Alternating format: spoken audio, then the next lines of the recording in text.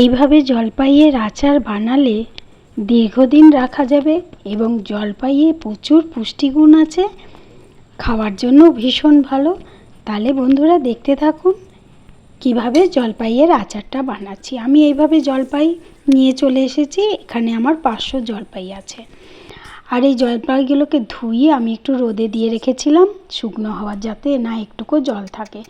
তারপরে জলপাইয়ের এই 4 ভাগে করে 4টে এরকম দাগ করে দিলাম, তাতে করে জলপাইয়ের ভেতরে ভেতরে নুন মিষ্টি বা মশলার টেস্ট সব চলে যাবে।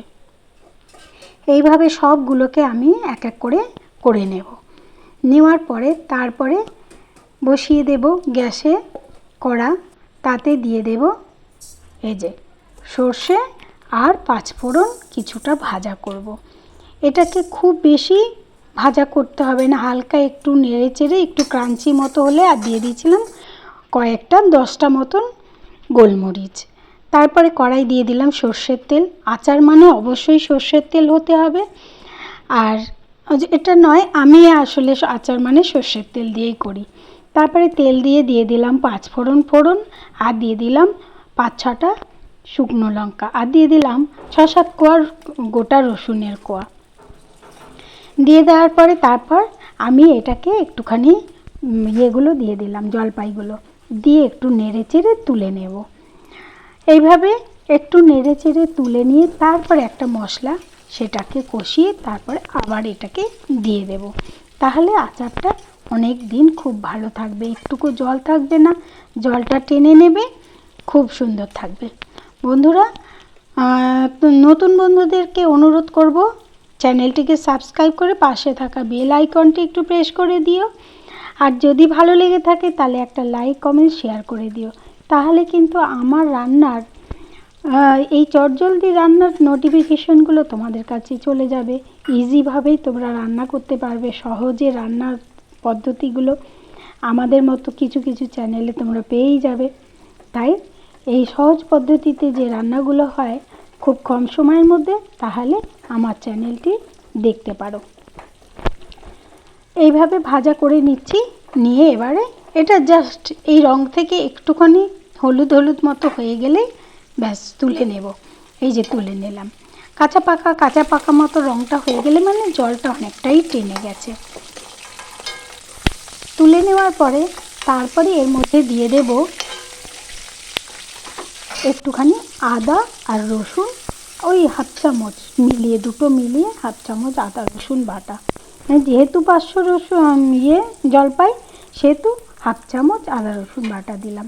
দিয়ে তারপরে দিয়ে দেব 1 চামচ হলুদ দিয়ে নাড়াচাড়া করে তারপরে কিন্তু যখন এটা ভাজা ভাজা হয়ে যাবে তারপরে আবার জলপাইগুলোকে দিয়ে দিতে হবে।